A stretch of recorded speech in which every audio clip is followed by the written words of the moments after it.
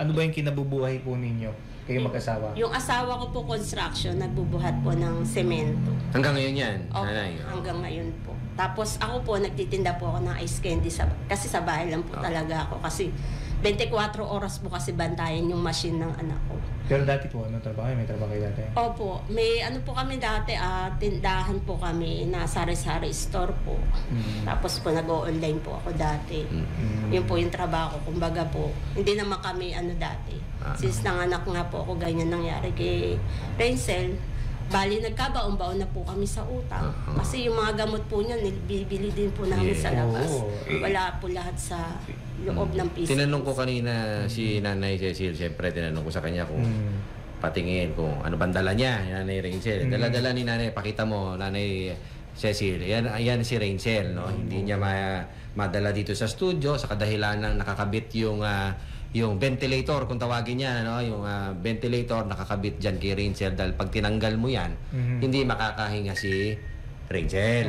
So ang ginawa ng PCMC, hats off sa PCMC dahil bagamat hindi kailangan sa ngayon ni Rainsel magtumigil sa ospital, matagal sila doon na nagstay, ano? Pinahiram nila yung machine, yung ventilator machine na yan, pinahiram nila yan. Walang bayad, ha? Walang bayad, oo. Para makauwi si Rainsel at doon magpalakas, no? No, dahil ang kwento nga sa atin ni Nanay Cecil kanina, hindi po pwedeng operahan.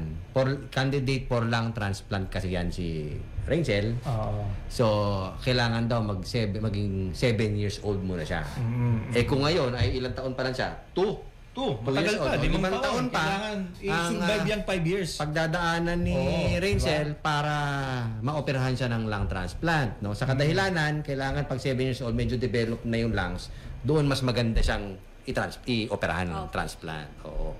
So, yan ang inilalapit ngayon ni Nanay Cecil. Yung gastusan, hospital and medical bills. Hospital medical bills. Kasi maraming pang utang si Mami sa PCMC. Oo. Siyempre yung ventilator na yan, hindi naman basta host lang yan. May mga gamot din dyan, may mga kailangan palitan dyan.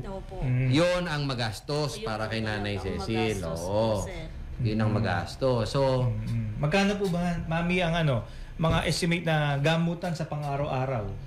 Yung gamutan niya po sa pang-araw-araw, siguro po nasa 30,000 maigit po. 30? Opo. 30? Araw-araw? 30,000 araw-araw? Hindi po, buwan po. Buwan-buwan? Agad buwan. Pero pang-araw, divide mo lang naman sa di ba nasa rin, mga almost 2,000. 2,000 po, maigit. Everyday, Opo, everyday po. Kasi may maintenance pa po siya Pero paano niyo po pinagkakasya yun at si tatay ay construction worker? Kayo po nag-online, Opo, saka nagtitinda po ako ng ice candy, frozen food po sa bahay.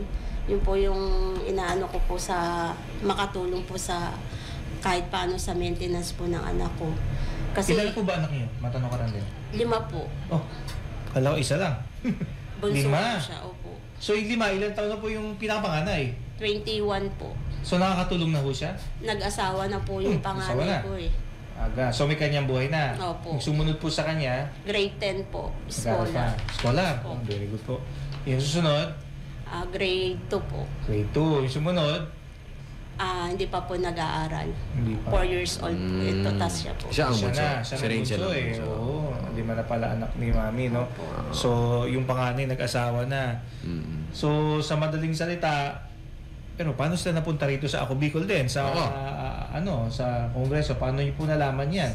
Yung kapwa nanay ko rin po sa PCMC na sinabi rin po sa amin na try ko daw pong lumapit sa para sa GL po ng anak ko. Kasi every 6 months po kasi na-admit din po kami dahil gawa nga po na chine-change yung tubo niya po sa leeg.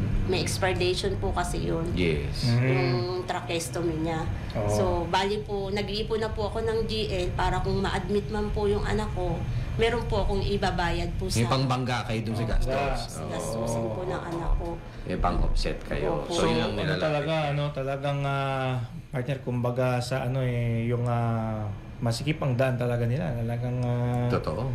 kahit Saka masikip, makita ko pinagkakasya yung picture. sarili. Oo, makita mo yung picture ni Rainsel, dala-dala ni Nanay Cecil. Siyempre Saka talagang... hindi po kami pwede mamatayan ng ilaw. Kasi pag namatay po yung kuryente sa amin, madalas din po nababahaan kasi kami, tumana po kasi kami. Pag brownout, Nanay Cecil, minsan nangyayari. Paano ngayon si Rainsel, no? Tinatakbo po namin sa barangay kasi may solar po sila doon. May solar. Hindi ko kaya dapat may ano rin kayo, may solar sa bahay na sarili. Oo.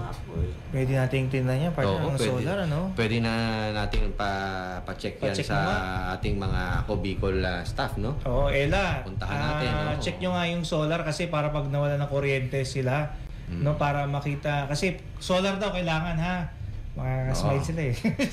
Yung solar, tingnan nyo lang, ha? Pati sa bahay ko, Ma'am Ella, siguro po pwede rin checkin kung yung solar. Sa'yo? Pwede naman. No. Oo. Tatluhin na nila. Sabihin mo na. Hindi, checkin nila. Checkin nila Check yung nyo bahay yung nila nanay. solar na pwede tayo makapagbigay kay nanay, ano? At, para hindi na ganyan, tatakbo. 10 oras ng gabi, tatakbong gano'n, kasama yung makina para lang makahinga. Si Rainsel, sisipin mo yan. Diba? Paano kung ang barangay naman, nasira yung solar? Oo.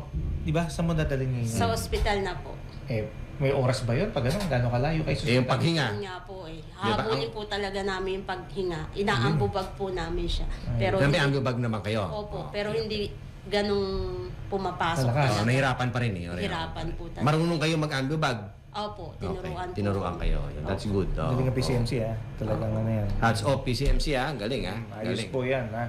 Tuloy-tuloy lang. Talagang ang PCMC, kapartner na ako, Bicol Party List yan sa mga kababayan natin. At sabi nga kanina, Kapantin Paolo, di ba, nalalaman ng mga pasyente sa PCMC, Bicolano, hindi Bicolano, naririnig nila, subukan mo dun sa ako Bicol Party List dahil alam naman natin, marami tayong natulungan na dun sa PCMC.